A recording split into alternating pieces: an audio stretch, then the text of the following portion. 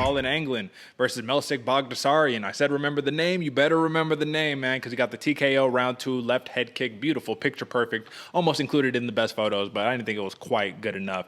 All I have to say about this one, AJ, is that if we're talking about Baghdasaryan, we need to talk about the proficiency in his offensive attack. Even when he was taken down by Anglin, he was able to get back up on his feet, wasn't deterred by that. Knees, elbows, kicks, punches, spinning shit. It does not matter. This dude reminds me, and I don't want to make this comparison because it's not like they're from the same country or anything like that. He's Armenian. I'm going to be talking about some of the Dagestani fighters, but he reminds me of like the Usman Nurmagomedovs, you know, even the Umar Nurmagomedovs, just throwing the crazy spinning techniques, man. There ain't no Khabib style type, none of that. You know, I'm talking about these really proficient strikers who are doing it. And, you know, I just want to know to you, man, you get a left roundhouse kick for a flash KO, come back with a hammer fist to close the show, man. Very, very dominant finish. Just give me your take on it overall, AJ.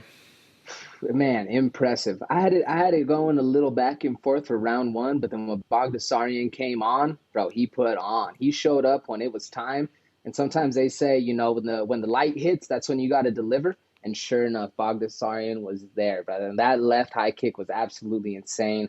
I mean, I can't really say much besides the gun has all the techniques. Like, literally, he was pulling out spinning shit, ground game, elbows, knees. Like, this dude is for real, and I'm very excited to see where Baghdasaryan goes for his future, man. His prospect ceiling is very, very high, and we're going to have to remember that name. Yeah, absolutely. Now, I just want to ask you, because this is the fight that got bumped up, and then Adashev versus Benoit got bumped down. What was a better fight overall to you?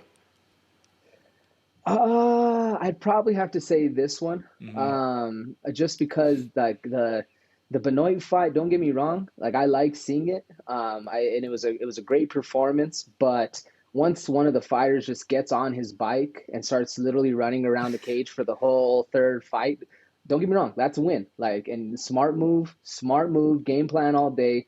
But to have a guy chasing you down where you absolutely brutalized his leg and you shouldn't be walking and you're running away from him tells a little bit more of a story than I would imagine most fighters and true fighters would like to think. Because if you think like, I just absolutely brutalized this guy, I can put him away, right? Shouldn't you be able to put him away instead of getting your bike and run?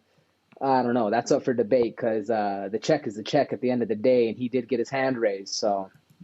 Yeah, no, I'm totally with you, man. And it just goes to show that you're not always running off of pure instincts in the cage, right? It's similar to Jin Yu Fry. I think her and who we're talking about right now, Zaruk Adashev, I think they're both what I would consider thinking fighters. So they're literally in the fight thinking, okay, I cannot lose this. I am, 0-3 in the UFC, or I'm 0-2 or whatever. I need this win. And imagine thinking about that as you're fighting somebody. You know what I mean? It's just crazy because you'll see it, man. When you're in these high stakes moments, sometimes you have the most random thoughts. And even in the big football game or basketball game, you're just thinking about drifting off into the, whatever. I think it was. I'm blanking on the name. This was this big heavyweight that he's fought a couple times recently, but he was saying when he was getting beat up in the cage, he was like, oh, yeah, I just started staring like, oh, why is there that trash can there? Just already, why he's getting smashed on bottom, So it's just crazy how that works. But at the end of the day, man, we already talked about it a little bit. Huge, huge win for Baghdasaryan, man. I can't wait to see where he goes.